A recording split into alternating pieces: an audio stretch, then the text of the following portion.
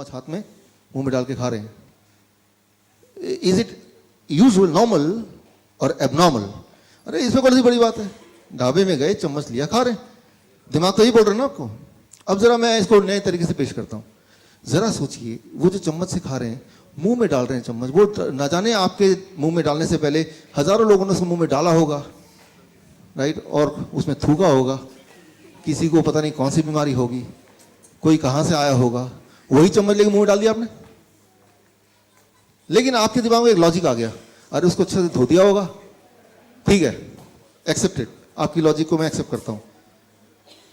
मैं बोलता हूं आप मेरा ब्रश ले लीजिए, अच्छी से धो लीजिए, फिर इसको मुंह में डाल के ब्रश कीजिए. वो तो इसी का है ना. चम्मच मुंह में डाल के आराम से खा रहे हैं. तो हजारों लोगों ने, न जाने ट्रक वाला, पता नहीं कौन सा ड्राइवर, जिसके सामने जाना पसंद नहीं करेंगे, कोई शराबी, कोई उसमें मुंह में डाल के खा रहा होगा, वही आपने लिया मुंह में डाल के, यार क्या स्वाद है. लेकिन अगर आपका दिमाग बोलता है नहीं, धो देने से सब कुछ ठीक हो जाता है, तो किसी का ब्रश लीजिए और उसको धो दीजिए अच्छी, जितना अच्छा धोना चाहे, फिर उसको मुंह में डालिए. वो तो फिर एक ही आदमी का है ना, राइट.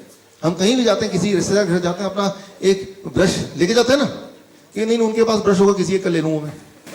करते धो लूंगा.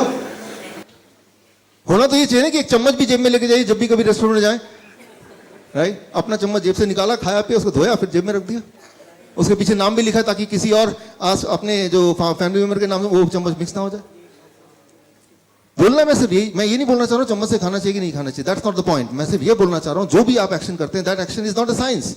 उसमें कोई लॉजिक नहीं है, उसमें कोई रीजनिंग नहीं है, वो बस है. और वो क्यों है? क्योंकि ऐसा चलता आया है. तो ऐसा चलता है, जो चीज चलती आती है उसको हम सोचते हैं कि ये ठीक ही है. कैसे हम डिसाइड करते हैं इज इट, ये ठीक है कि नहीं है? सिर्फ एक ही चीज हम देखते हैं, क्या ये चलता आया है ऑलरेडी.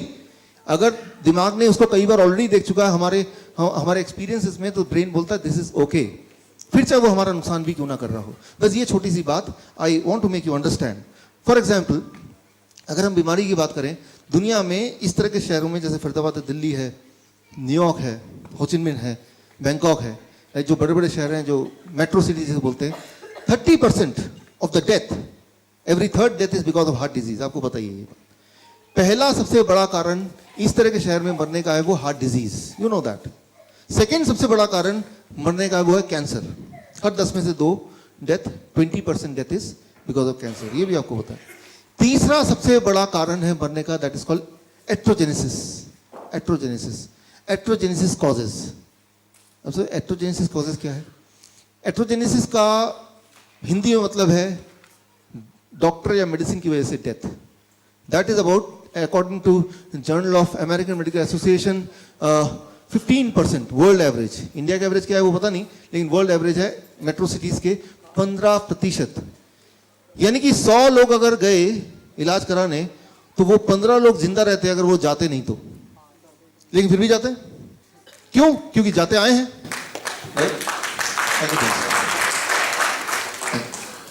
क्योंकि जाते आए हैं. ये तो आंकड़े दिखा रहे हैं, ये मेरे आंकड़े है नहीं, जर्नल ऑफ अमेरिकन मेडिकल. अच्छा, इसको और मैं रोबोस्ट करता हूं. सारी जो सिस्टम चलते हैं मेडिकल की दुनिया में, जो अच्छे महंगे सिस्टम, जो ज्यादा इफेक्टिव सिस्टम है, वो अमेरिका से आते हैं, एलोपैथिक सिस्टम. अमेरिका का हेल्थ आप देखें, अमेरिका दुनिया में सबसे ज्यादा खर्च करता है हेल्थ पे, अपने सिटीजन पे. That you all know. That highest amount of money any country spends on their citizen is America on health.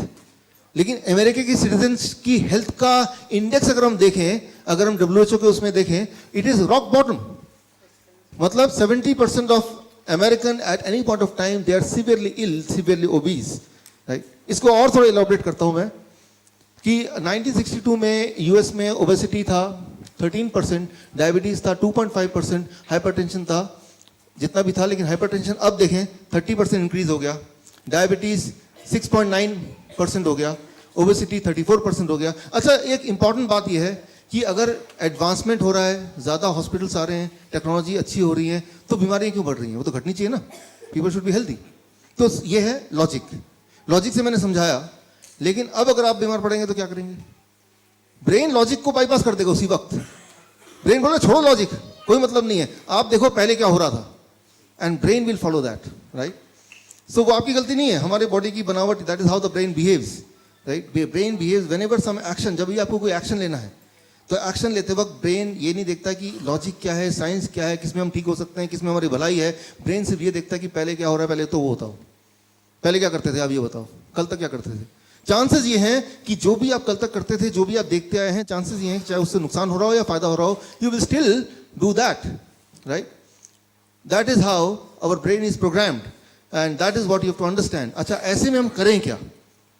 तो ये तो सारी सिचुएशन है, राइट। तो इस सिचुएशन को ध्यान रखते हुए what we have to do, so आज उस पर बात कर रहे हैं कि what we have to do. यहाँ से जब घर जाएं तो इस नॉलेज को अंडरस्टैंड करते हुए इसको हम प्रैक्टिकली अपने जीवन में अपने प्रॉब्लम्स को सॉल्व करने के लिए how we can use it.